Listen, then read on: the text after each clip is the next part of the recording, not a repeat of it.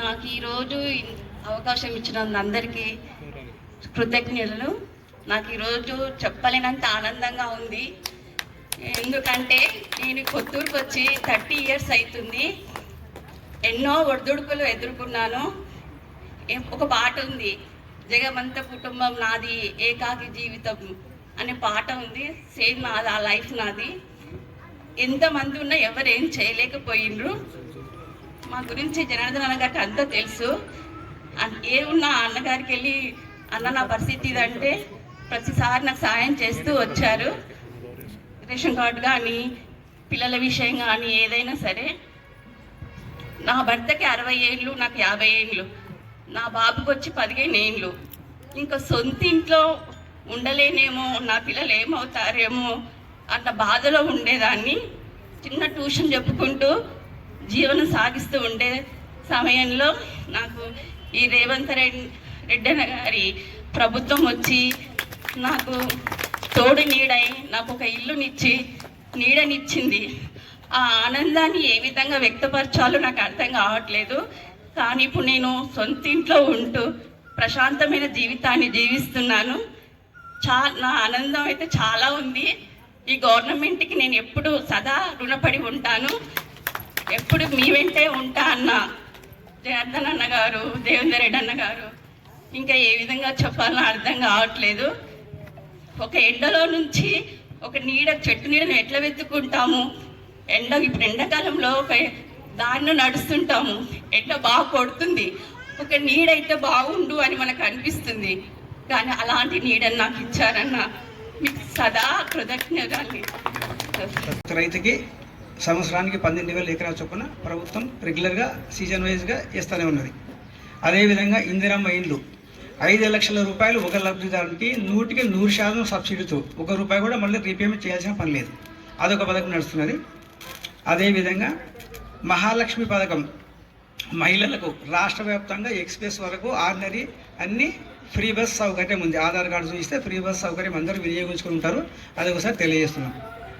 అదేవిధంగా 500 రూపాయలకు gas cylinder ration card ఉన్న ప్రతి ఒక్కరు కూడా ఈ లబ్ధి వస్తున్నది.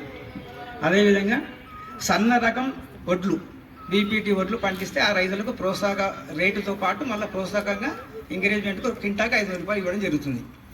అదేవిధంగా పెన్షన్స్ రాష్ట్ర వ్యాప్తంగా చేయుత పెన్షన్స్ ఇస్తున్నారు రాష్ట్ర ప్రభుత్వం. అదేవిధంగా గృహజ్యోతి పథకంలో భాగంగా 200 యూనిట్ల వరకు కరెంటు కూడా ఫ్రీగా గవర్నమెంటే చెల్లిస్తుంది మీ తరఫున. అదేవిధంగా కళ్యాణ లక్ష్మి, షాదీ ముబారక్ కూడా అర్హత గల వాళ్ళు అప్లై చేసుకుంటే వాళ్ళకు కూడా శాంక్షన్ ఇస్తున్నారు. వాళ్ళకి డబ్బులు కూడా ఎమ్మెల్యే గారి ఆధ్వర్యంలో ఒక చోట 2-3 మంత్స్కి ఒకసారి ఏర్పాటు చేసి లబ్ధి చెక్స్ డిస్పర్స్ చేయడం జరుగుతుంది. అదేవిధంగా రేషన్ కార్డ్స్ కూడా మన పరిధిలో, మన కొత్తూరు మున్సిపల్ పరిధిలో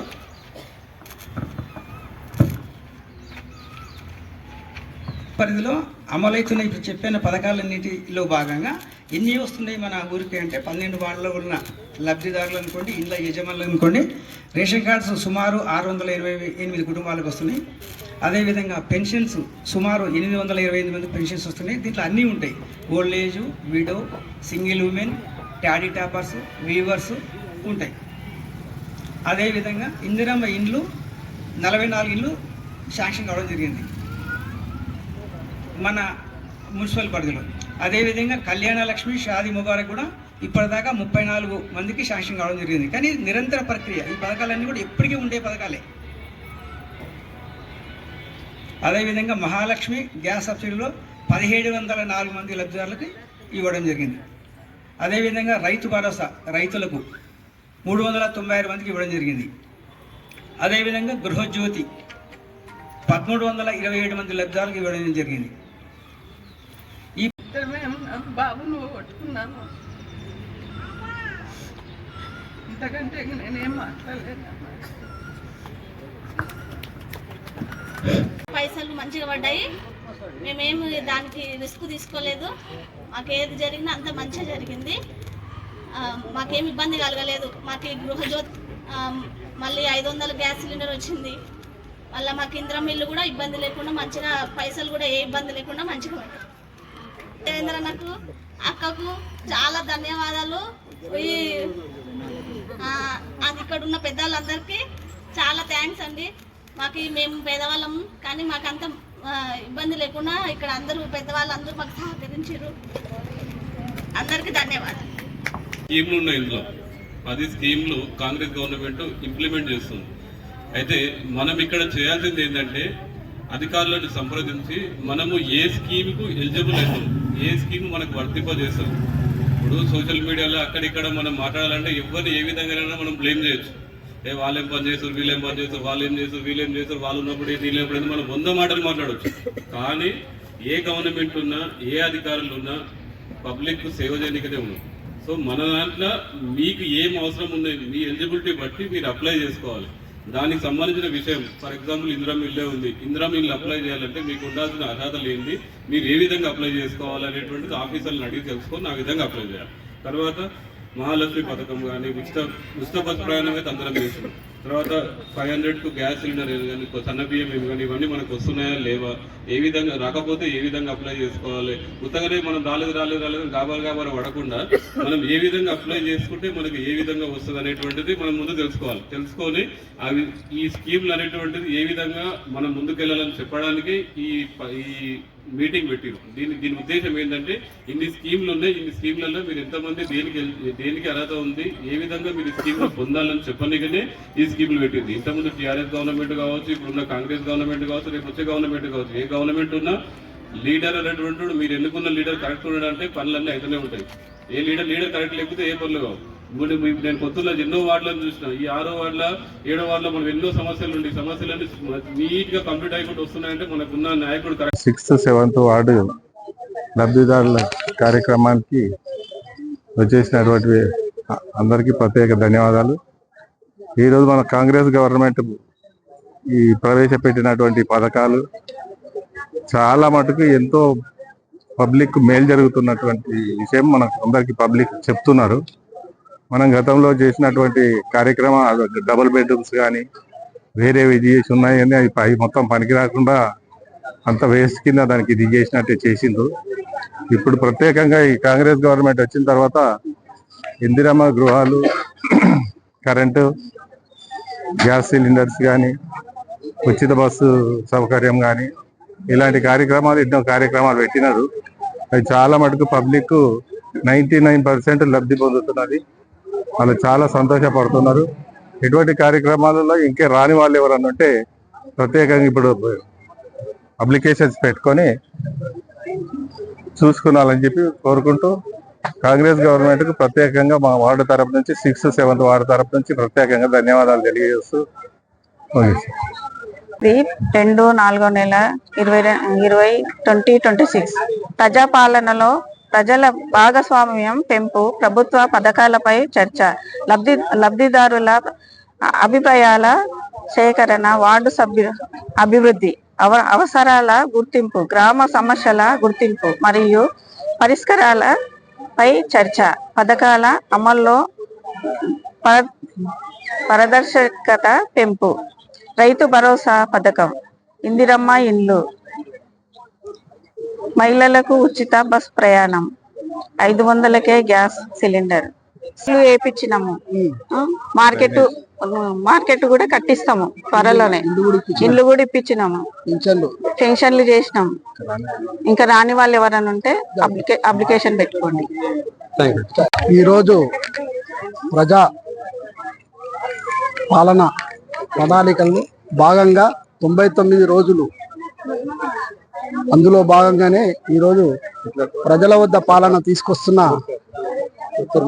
కొత్తూరు మున్సిపాలిటీలో ప్రజల వద్ద పాలన తీసుకొస్తున్న గవర్నమెంట్, కాంగ్రెస్ గవర్నమెంట్, ఏ విధమైన గవర్నమెంట్ వెలవెలల కూడా మన వెంటూ ప్రజల వెంటూ ఉంటున్న గవర్నమెంట్ కాంగ్రెస్ గవర్నమెంట్ ఎంతో సేవా కార్యక్రమంలో ముందుగా పనిచేస్తూ ఇక్కడ ఉన్న మున్సిపాలిటీ టౌన్లో కూడా సమస్యలు కూడా రాష్ట్ర వ్యాప్తంగా కూడా గవర్నమెంట్ ప్రజలకు అందుబాటులో ఉంటూ గవర్నమెంట్ స్కీములు అందుబాటులోకి తెస్తూ ప్రజలకు అందుతున్నాయా లేదా అని చూస్తూ సభలు పెడుతూ సభలలో చర్చిస్తూ ఏ ప్రభుత్వం అయినా సరే ఇలా చేయలేదు కాబట్టి మన ప్రభుత్వం చేస్తుంది కాబట్టి ఇక్కడ ఉన్న సామాన్య ప్రజలకు అందరికీ కూడా గవర్నమెంట్ ద్వారా లబ్ధిదారులు ఎంతో మంది సంతోషం వ్యక్తం చేస్తున్నారు. మేము కూడా ప్రజలలో తిరుగుతున్నప్పుడు అనిపిస్తుంటుంది, అరే ఓకే ఈ గవర్నమెంట్ వచ్చినాక మేము వీళ్ళకి ఇచ్చినాము వాళ్ళకి ఇచ్చినాము, చూస్తూ ఉన్నాము, కళ్ళతో వింటూ ఉన్నాము, వాళ్ళతో చెప్తూ ఉన్నాము. సరే మాకు కూడా సేవ చేస్తున్నట్టు అనిపిస్తుంది. ఎందుకంటే గత ప్రభుత్వంలో మేము వర్క్ చేసినాం కానీ మాకేం పెద్దగా వర్కులు ఇవ్వలేదు, మాకు కూడా అంత సాటిస్ఫై లేకుండా. సరే మన ప్రభుత్వం వచ్చినాకనన్నా మనకేమైనా వస్తుంది అనుకున్న ప్రభుత్వం రావడంతో ఇందిరమ్మ ఇల్లు కలలా మారిపోయింది. ఇక చెప్పలేని సంతోషం. నీడలేనులకు నీడనిస్తున్నది గవర్నమెంట్. అలాగే గవర్నమెంట్ చేస్తున్న ప్రతి పనిలో కూడా ప్రజలు భాగస్వామ్యం అవుతూ ఇంకా ఉత్సాహంగా పాల్గొంటున్నారు. ఈరోజు ఇక్కడ సభ పెడుతున్నామని చెప్పంగానే మున్సిపల్ టౌన్లో మన ప్రజలందరూ కూడా మేము పెద్దగా చెప్పింది కూడా ఏం లేదు, తెలుసుకొని రావడం, వాళ్ళ దరఖాస్తులు పెట్టడం, దరఖాస్తులు స్వీకరించి 6, 7, 2 వార్డులకు సంబంధించి కౌన్సిలర్స్, అదేవిధంగా సీనియర్ మోస్ట్ క్యాండిడేట్ మా జనార్దన్ మామ ఇక్కడ వచ్చి అందరినీ కూడా పలకరించి దరఖాస్తులు ఏ విధంగా పెట్టుకోవాలని తన వంతు కూడా చేసి గతం నుంచి పాలనలో ఉన్నాడు, చేస్తున్నాడు, చూస్తున్నాడు. కాబట్టి ఆయన కూడా అన్ని ప్రభుత్వాల్లో పనిచేసిన వ్యక్తే కాబట్టి ఆయనకు అన్ని విధాలు తెలుసు. కాబట్టి ఏ ప్రభుత్వం ఏ విధంగా పనిచేసింది అనేది కూడా మామనే స్వయంగా చెప్తున్నాడు. ఎందుకంటే గత ప్రభుత్వం ఇచ్చిన డబుల్ బెడ్రూమ్ మాకు ఎప్పుడు కూడా అందలేవు, ఇప్పటి వరకు కూడా మేము అవి పొందలేదుకుండా పోయినాం. కాబట్టి ఇక్కడ ఇస్తున్న ఇందిరమ్మ ఇల్లు పొందినాము. ఇప్పుడే ఒక మహిళ మన ఇందిరమ్మ 7వ వార్డులో తీసుకుంది. ఎంతో సంతోష వ్యక్తంగా ఆమె చేస్తుంటే బాధాకరం అనిపించింది, సంతోషం అనిపించింది, బాధ అనిపించింది. అహో ఇలాంటి వాళ్ళు ఇంకా చాలా మంది ఉన్నారు మన కొత్తూరు టౌన్లో. వివిధ రాష్ట్రాల నుంచి వచ్చి పుట్ట చేత పట్టుకొని పని చేసుకోనికే బతకడానికి వచ్చిన వాళ్ళకు నీడ లేదు. కాబట్టి గవర్నమెంట్ కూడా ఏ విధంగా కొంత ప్లాట్లు ఇచ్చి కూడా చేస్తే వాళ్ళకు కూడా మనం ఇంత నీడనిచ్చినట్టు అవుతాం.